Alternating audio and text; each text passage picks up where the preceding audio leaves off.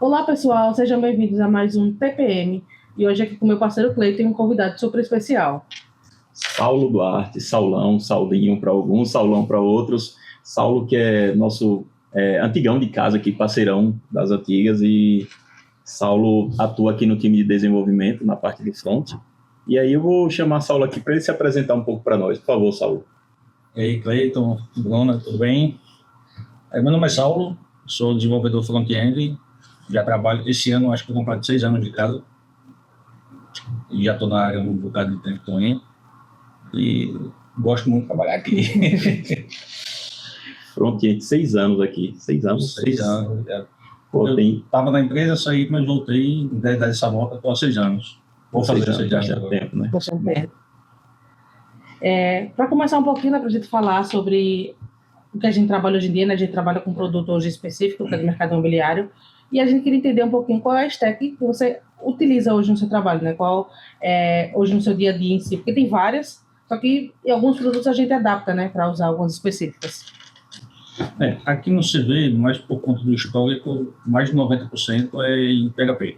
Então, HTML, CSS e JS básico, a gente resolve praticamente 90% da aplicação aí. Só que de um tempo para cá a gente vem fazendo um movimento para migrar do PHP para o Vue, pelo menos a parte do front-end. Com isso a gente acaba ganhando organização do código, ganha reuso, ganha usabilidade do usuário, que é o mais importante aí, melhora bastante. Então a gente está nesse processo de evolução. Se a gente for pensar, o comunicador já é todo em Vue, o portal do cliente já é todo em Vue, a simulação todo em Vue também. E assim, a gente está desenvolvendo outras funcionalidades também, todo Vue. Então, a ideia agora é todo de novo a gente partir para o Vue, o antigo a gente gradualmente migrar. E esse movimento, Saulão, assim, você falou sobre essa migração, mas essa é uma parada mesmo que vocês gostam, ou é uma parada que vocês estão fazendo e tolerando, fazendo só para tolerar aquilo? É uma parada que vocês não gostam, está fazendo só para tolerar e realmente se adaptar a essas demandas? Ou é uma parada mesmo que você gosta e que realmente você apoia isso? Cara, é uma coisa que eu realmente gosto. Na verdade, é uma coisa que a gente vem tentando fazer há um tempo. E agora, com a entrada de Rivanildo, a gente ganhou uma força. Rivanildo é o front-end aqui da equipe. A gente ganhou uma força muito grande. O time aumentou, a gente conseguiu mais mão de obra, então está conseguindo fazer. Ele está puxando um lado para realmente a organização de código, organização de pasta. A gente está componentizando tudo certinho. E aí, daqui para frente, o tempo de trabalho vai diminuir, porque vai estar a organização melhor. E principalmente que o usuário vai ganhar mais, porque é questão da reatividade, que o Vue traz que o PHP não dá, né? Basicamente isso. Sim. E é bom também porque acaba sendo que todo mundo possa mexer, né? Não só o desenvolvedor front-end específico, o back-end também talvez consiga mexer um pouquinho nessa área.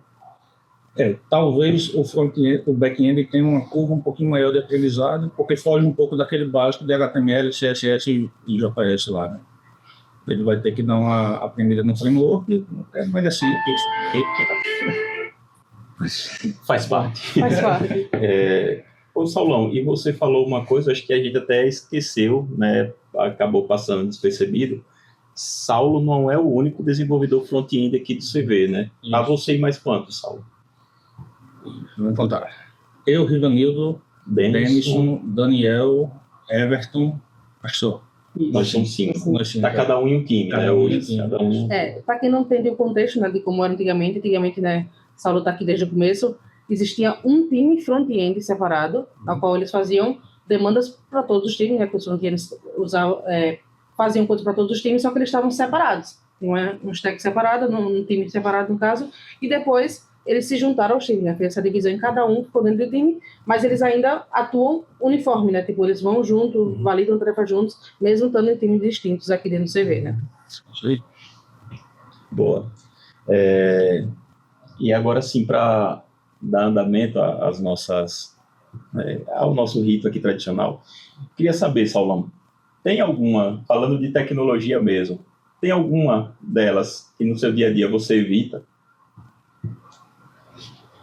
Cara, o que eu tento evitar é tecnologia que está no hype, assim, está muito na moda. Eu acho que A aplicação é muito grande, a gente tem uma aplicação muito grande, então tudo que entra nela tem que ter uma análise bem grande antes. Primeiro, se vai agregar valor, ou é só porque está na moda e eu vou aplicar? Não, tem que agregar valor à aplicação.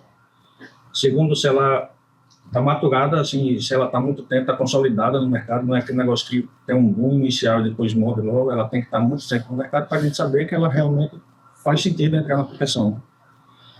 E a terceira coisa seria mais ou menos a curva de aprendizado do time. Quando eu digo time, não só os front-end, mas o back-end também, que o back-end acaba colocando na mão também. Então a gente analisa esses 3 pontos para tomar uma decisão. Como eu estou falando, a aplicação é muito grande, então se a gente decide jogar uma ferramenta nova, isso é custoso. Para trocar depois, se der algum problema, é mais custoso ainda, então tem que fazer uma análise muito grande antes. Uhum. E todo dia surge uma coisa nova, né? Com certeza. Você tem que esperar virar uma coisa comum, né? Usual, para não pegar e colocar qualquer coisa e daqui a pouco, não. Isso aqui é só uma modinha mesmo e virar, né? Ou perceber que a gente colocou uma coisa e logo veio outra melhor em si. Aí é uma loucura. Do mesmo tipo, né? E aí, Salão, pensando assim, a gente, como você falou, né? Você tem 6 anos no CV, mas você já tem muito mais tempo fora também, né? Depois desse tempo, no trabalho, né, referente, qual boa prática você acha que o pessoal hoje deixa de lado, às vezes ignora, mas que faz muita diferença para um trabalho de desenvolvedor? Eu acho que mais ir atrás do porquê das coisas, talvez. Se a gente entende o porquê que aquela tarefinha está entrando, tanto de parte de negócio, tanto a gente consegue tomar uma decisão melhor nela. Então, eu acho que esse é o principal. Tipo assim, antes da tarefa entrar, que eu vou começar a codificar, eu converso com o meu PM, eu converso com os desenvolvedores, eu converso com o time de design, que é uma conversa constante com essa galera toda, para entender o contexto inteiro da tarefa. Não o fazer por fazer, né? Porque às vezes eu estou fazendo uma tarefinha aqui que impacta em outro lugar, ou já tem uma coisa muito próxima que é feita em outro lugar que daria para eu pegar, ou não fazer porque já tem em outro lugar. Então, assim, é bom ter uma conversa geral com a equipe inteira para entender bem, para poder executar. E dentro disso, Solon, você falou um pouco interessante, que está sempre em comunicação, na constante comunicação. Então, vocês devem ter alguma agenda no calendário que vocês se reúnem para fazer seus refinamentos, trocar ideias, tudo mais. Mas, ainda dentro desse contexto, cite um erro ou alguns erros que você já cometeu antes e hoje você evita a todo custo cometer. Cara, com 30 anos de experiência aí, então, né? Eu me chamo de velho. Cara, eu acho que é mais travar a esteira. Eu acho que é importante isso aí. A gente, no desenvolvimento, quer que o fluxo das coisas aconteçam perfeitamente. Esse perfeito nunca é tão perfeito assim.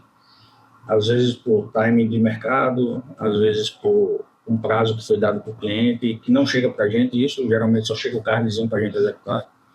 E a gente fica amarrando um pouco a tarefa, querendo fazer do jeito perfeitinho, com esse lance de você conversar com o time todo, e com a experiência que você vai ganhando com o tempo, você vai entendendo que, às vezes, o ideal é você fazer o que a tarefa está executando, no prazo que ela está pedindo, porque a esteira tem que dar, e tem um prazo lá na frente que a gente tem que entregar.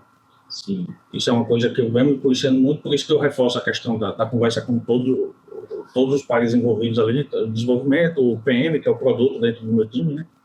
E o time de design, que é importante, que tudo vem dele, a gente, então essa conversa ajuda que a gente não trave a esteira, que é uma coisa que eu já fiz muito. Sim. E evito bastante fazer. O feito é melhor que o perfeito, né? Seria isso. Boa. Falando do feito é melhor que o perfeito, você acha, Salo, que existe um código perfeito ou bom o suficiente já é o verdadeiro sentido da coisa?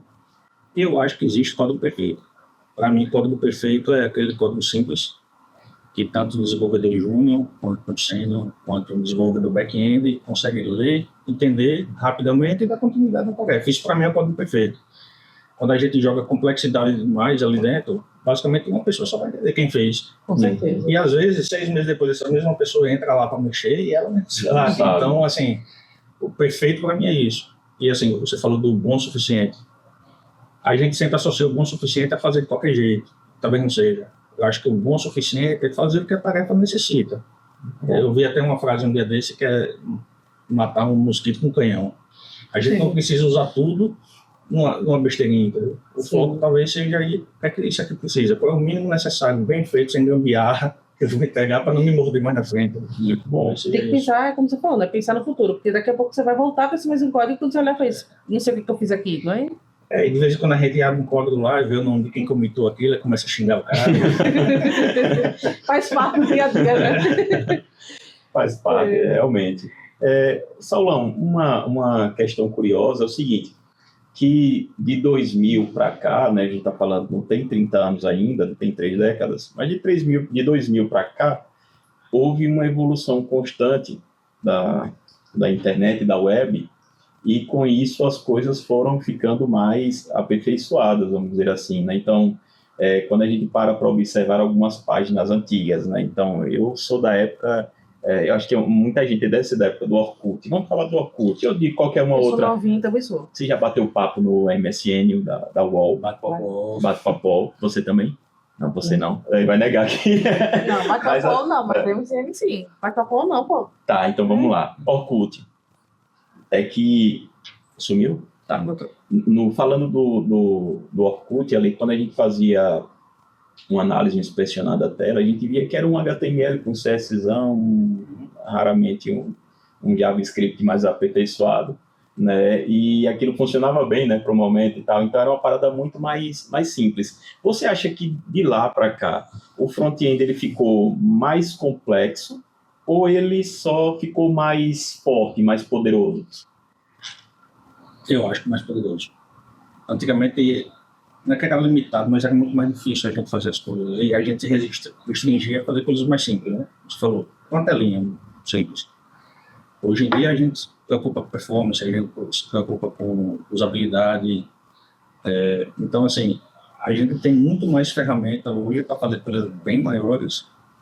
Só que é aquela coisa, quanto mais poder, mais complexidade traz também. Sim. O grande segredo da gente lidar com esse grande poder que o front-end tem hoje é conseguir dosar um pouco a questão de o que o projeto precisa e que ferramenta que está disponível que eu vou usar aquilo ali. Aquela história do canhão, mesmo esquema. Não é porque eu tenho 30 ferramentas que eu vou usar sempre as 30. Você tem que analisar o projeto, entender o que ele faz, da melhor forma, como é que o time vai manter aquele projeto, porque também não adianta repetindo. Eu meter uma coisa que vai ficar legal no projeto, mas só eu consigo mexer, porque adianta. Aí não faz muito sentido. Então, assim, é analisar, tem muita ferramenta, a gente vai atrás, pega o que é melhor para o projeto, vê o que é que o time consegue manter de boa, tranquilamente, deixa ele. Acho que é mais ou menos isso. Muito bom. É legal mesmo.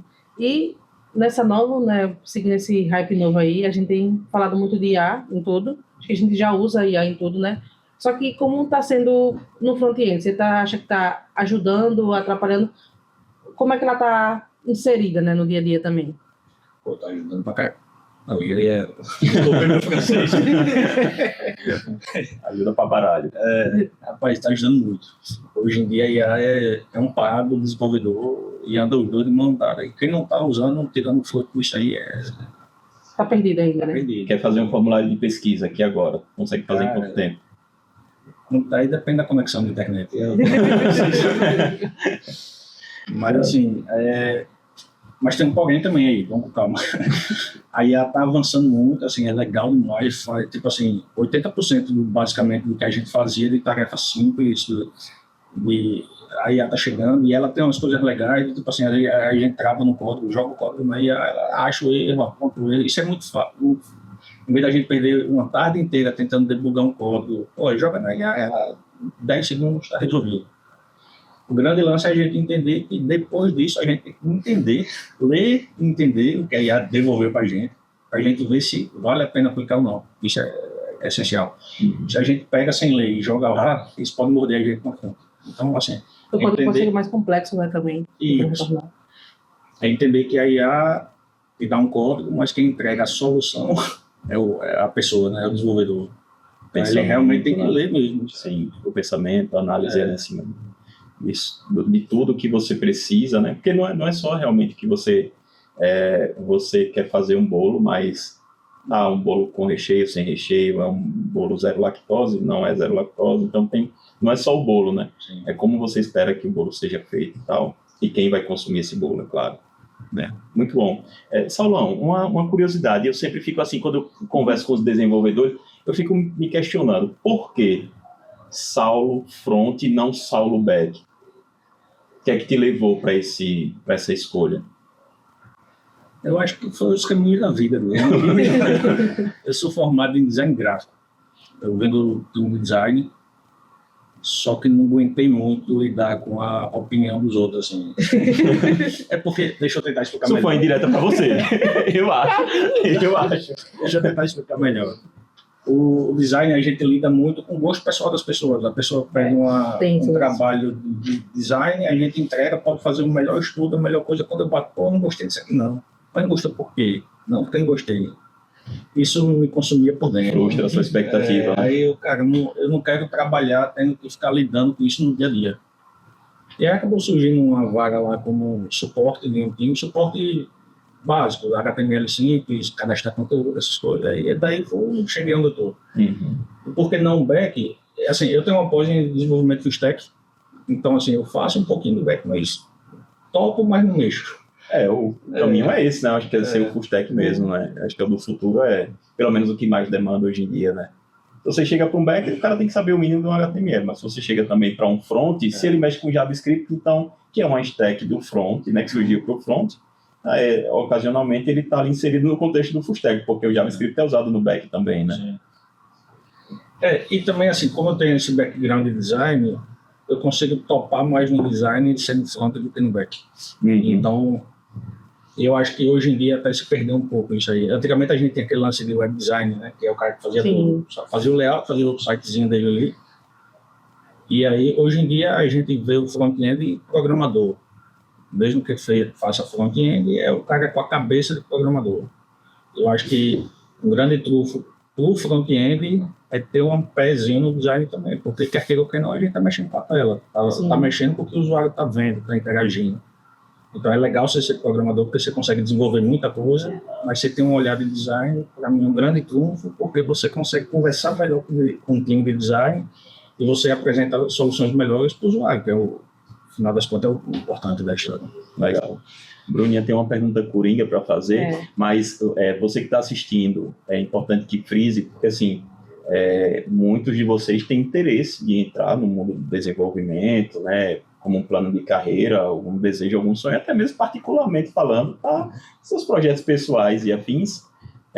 E essa pergunta coringa de Bruninha aí pode fazer vocês refletirem um pouco melhor sobre isso, tá? Exato. E aí, Samuel, a pergunta é no sentido de, hoje, vamos imaginar que você está começando hoje. E que você incentiva, né, e fala para as pessoas estudarem para que ela comece a ser um desenvolvedor front-end ou até um desenvolvedor full stack, né, nesse caso.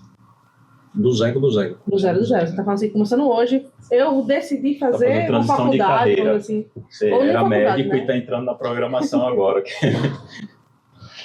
Cara, eu acho que eu vou para um clichê aí, talvez, que é começar do básico. Eu acho que isso aí Então, se você souber um HTML semântico, entender como é que CSS faz cada coisinha ali, entender a base inteira do JavaScript, você tem ferramenta suficiente para qualquer coisa a partir disso. Seja por front ou por back, você consegue a partir disso aí. Então, por exemplo, se depois desse básico você já migrar para um framework tipo Vue, que no caso aqui você vê, o seu entendimento e sua facilidade de desenrolar naquilo vai ser muito maior, porque você já tem a base toda. Aí estudar coisas básicas como GitHub, Figma, porque a gente mexe no Figma diariamente, porque a gente recebe as coisas do design. E especificamente aqui no CV, se alguém está querendo estudar para vir para cá, eu pediria para o cara estudar também um básico do PHP, que a gente usa muito. Como eu falei lá no início, mais de 90% da aplicação hoje da gente é PHP e a gente acaba colocando a mão o tempo todo. Acho que é isso. E isso, talvez soft skill, comunicação, isso aí é... Precisa todo mundo. Isso aí, o cara saber se comunicar, conseguir se expressar, isso aí é importantíssimo. Legal. Bom, Saulão, acho que não tem o que falar e agradecer sua participação, agradecer que a gente falou, você topou de primeira, não teve nem pensamento. A gente agradece demais. E assim, depois de te convidar para vir mais com pessoas do seu time também, o time relacionado do time front também separado, então aí para a gente conversar mais um pouquinho. Eu agradeço demais a sua participação. Eu que agradeço pelo convite e se chamar de novo, pode chamar. Valeu, cara. tarefa para ajeitar aqui o front da minha cara. Um facelift, será que rola? Valeu, Saulão. Obrigadão mesmo, velho. Show. Valeu.